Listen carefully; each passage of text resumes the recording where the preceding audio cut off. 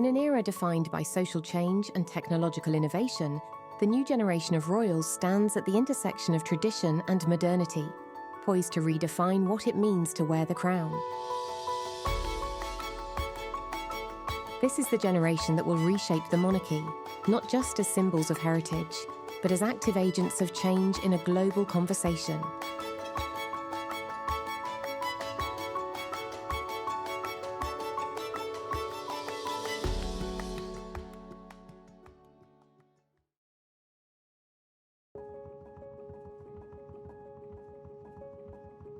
Princess Beatrice grew up in a close-knit family that deeply influenced the woman she is today. Despite the strain in her parents' relationship, Prince Andrew, Duke of York, and Sarah, Duchess of York, ensured that their daughters, Beatrice and Eugenie, received constant love and support.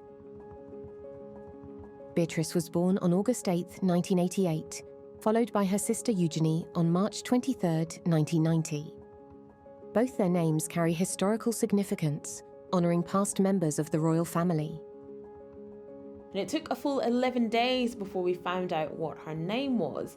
And later on we found out that's because the name that the Duke and Duchess of York originally picked for Beatrice was Annabelle, and the Queen said she didn't like it. She thought it was too yuppie and too many people were using it at that time, so she vetoed it and said, kindly pick another name. So they did, and they went with Beatrice. So 11 days after she was born, we finally managed to find out that her name was Princess Beatrice.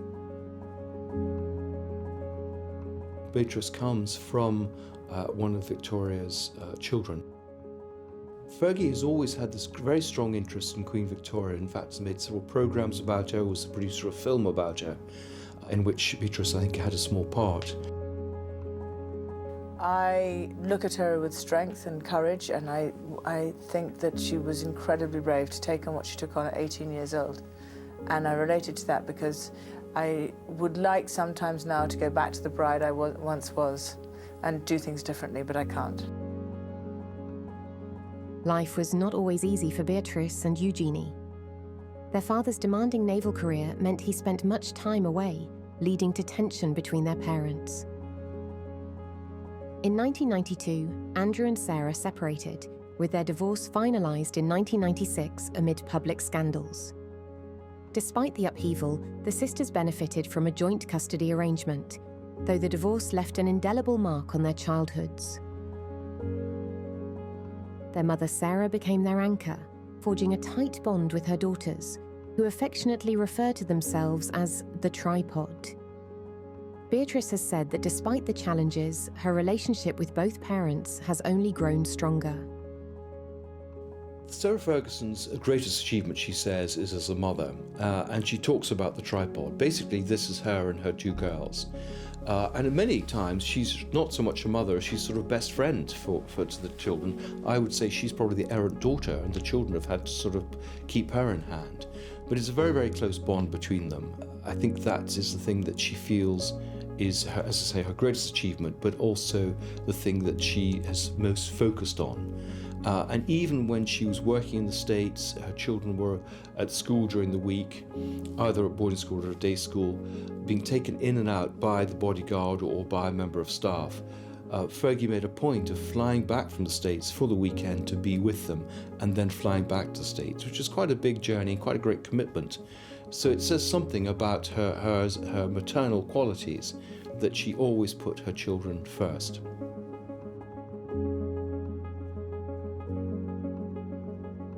She has tried to always be a hands-on parent because she remembers what it was like when she was a teenager. She says she remembers the slamming of doors and the not wanting to talk to your parents.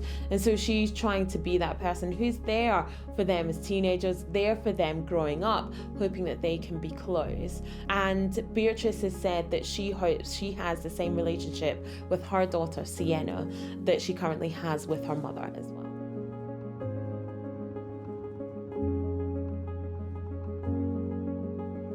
Beatrice started her education in Windsor in 1991 before moving on to St George's School in Ascot, where she completed her A-levels, achieving an A in drama and B's in history and film studies.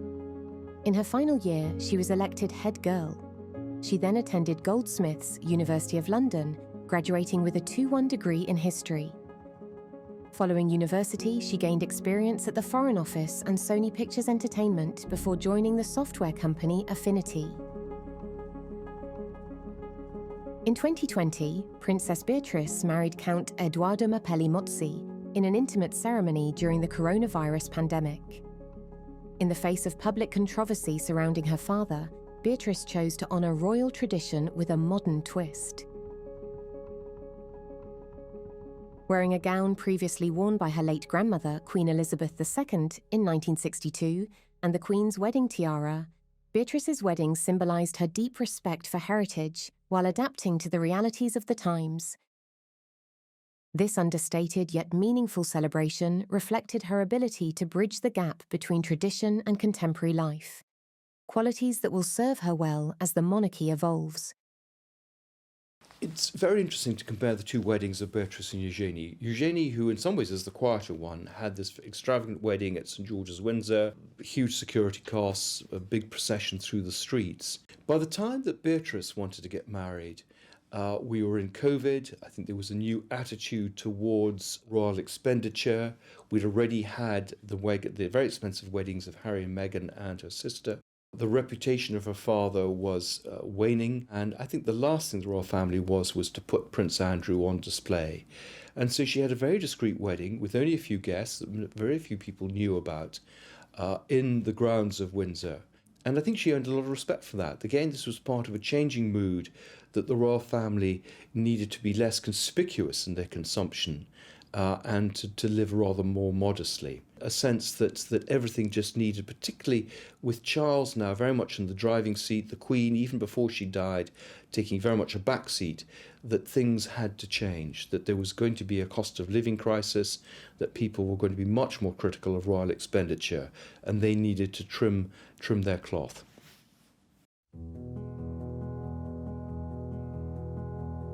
I think it's very revealing the Queen had gave her tiara that she'd worn herself at her wedding. Again, it just displays a sense of continuity, and this sense that the Queen, had a large number of grandchildren and great-grandchildren when she died.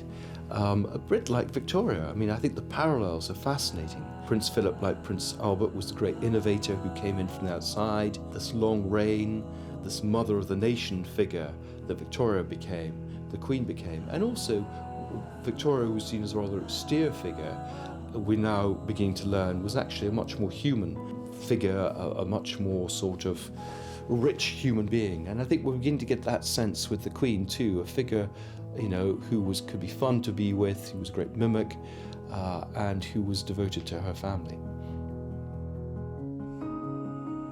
I think Sarah and Andrew have been good parents. They've been always there for their children. They've been united. They haven't briefed against each other. They talk about being the happiest divorced couple ever.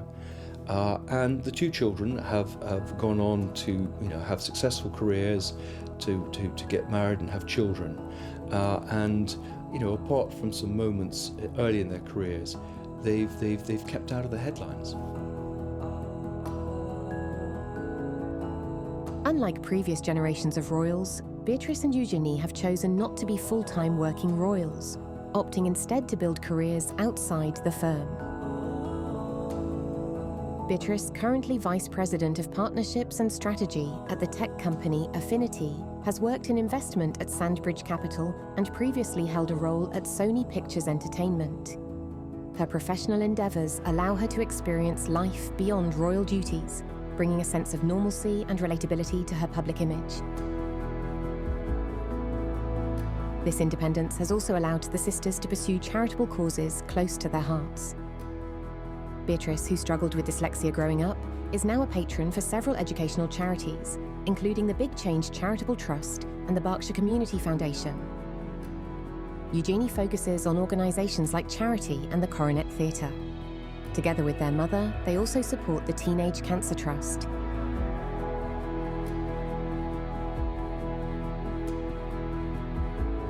I think one of the things that was very formative in Beatrice's life was the discovery that she had dyslexia. But I think she always said it left her very confused.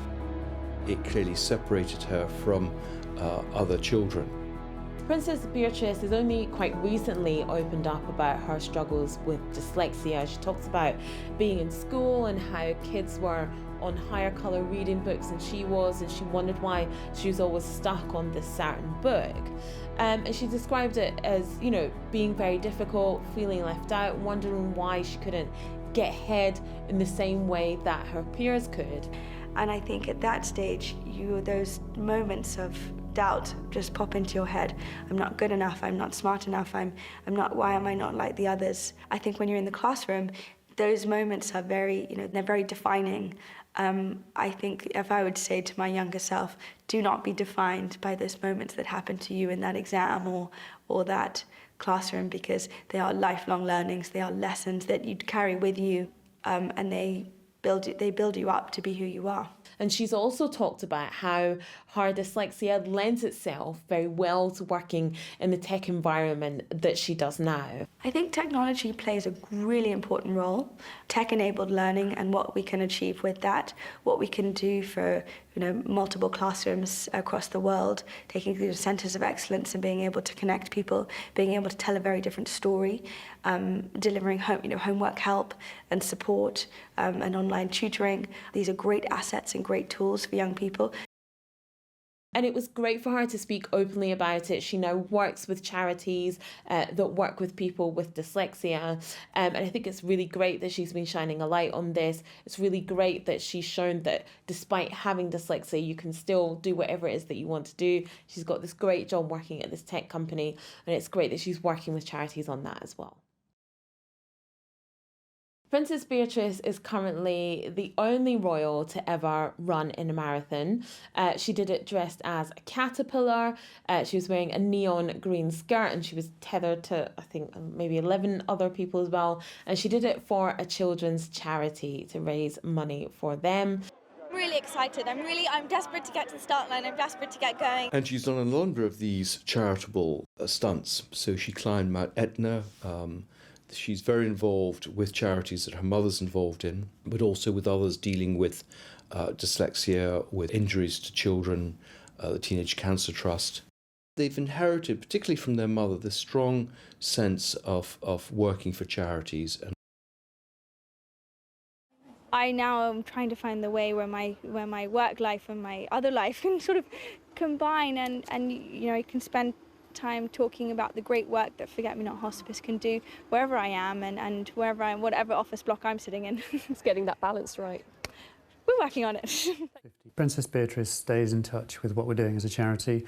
She receives regular updates and also receives artwork and other things that the children here make and send to her, and I know that she really treasures those, and one of the reasons she's coming today is simply to spend time with children and families and understand their stories and how we're supporting them.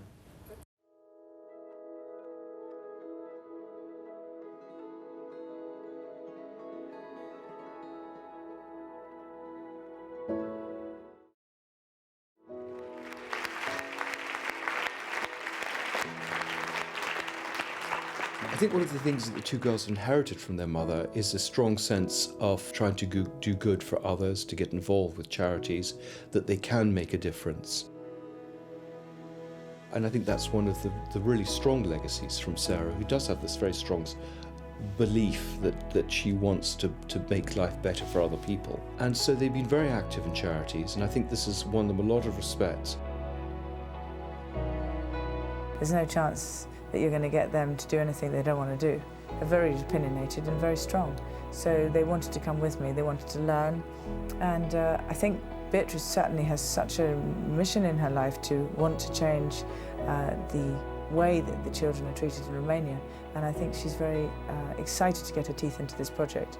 Usually was completely blown away with Turkey, and now really understands every minute of her day how lucky she is. I see myself as a mini mummy. So I kind of have this sort of image that anything you could do, I want to do better. Oh. So I want. I have to tell you, that's easy. The teenage Cancer Trust has done an amazing job at really being the voice for teenagers or young people that are going through not only adolescence in some cases, but then moving on to then be hit with cancer and fighting for their lives. And before the Teenage Cancer Trust was around, there was grandma on the right and toddler on the left with a nappy change all night. So, you know, there wasn't any chance for these young people to have a voice. So this is very, very, very important to my heart. The Teenage Cancer Trust. And everybody here, thank you. Thank you. Beatrice, usually, right? Go on, you do it. Over to you. Okay. We'd like to officially declare. You do it, go on. We'd like to officially declare the Teenage Cancer Sport open.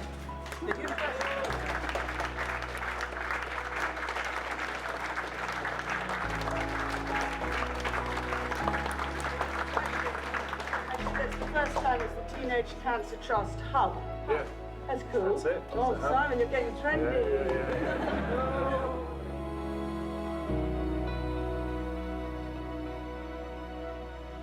Despite their charitable work, Beatrice and Eugenie have faced media scrutiny throughout their lives.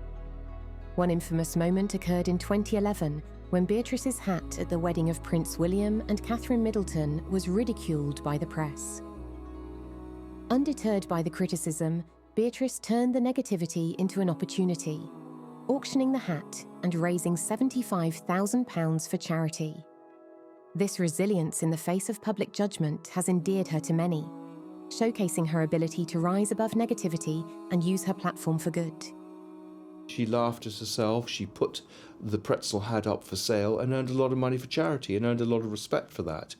And the press was seen to actually been rather bullying towards her.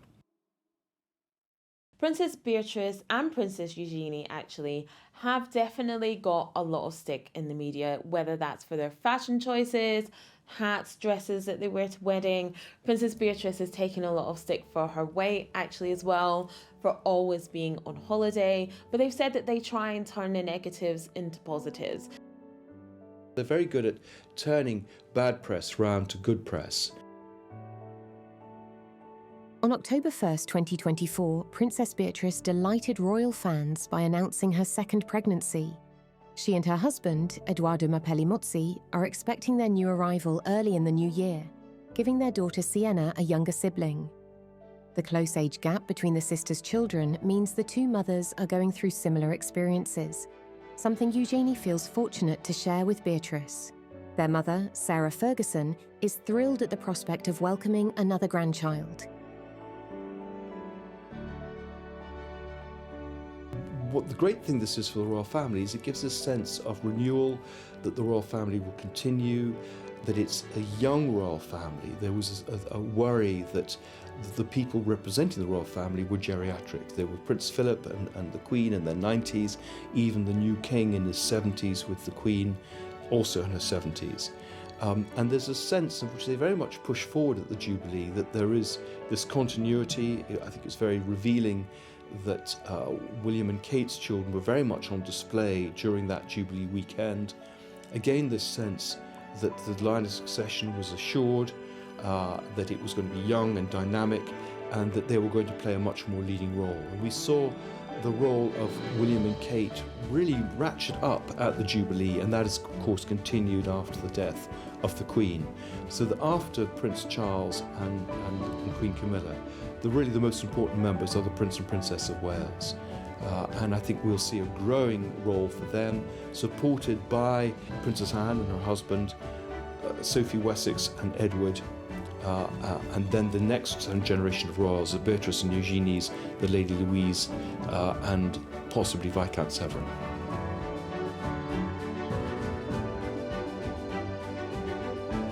As King Charles III outlines his vision for a streamlined monarchy with fewer working royals, figures like Beatrice and Eugenie become increasingly important. With their connections to the Commonwealth, extensive charity work and familiarity with media attention, they're ideal representatives of the Crown. Many see them as natural fits for key roles in the future of the royal family. Beatrice now resides in the Cotswolds with her husband and daughter, Sienna Mapelli-Mozzi. Her ability to balance motherhood, professional commitments, and royal duties exemplifies the modern royal archetype, one who blends personal life with public responsibility, embodying real-world values while honouring royal traditions. As a working mother, she reflects the evolution of the monarchy toward a more relatable, grounded image, engaging with the modern world while staying connected to its heritage.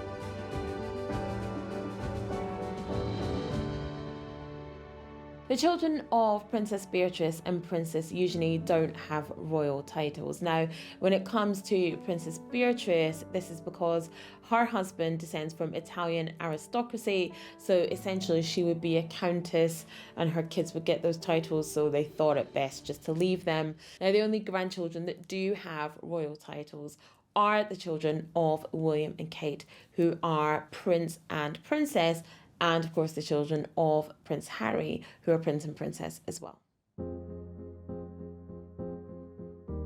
As a key figure in the next generation of royals, Princess Beatrice exemplifies a modern, multifaceted approach to royal life.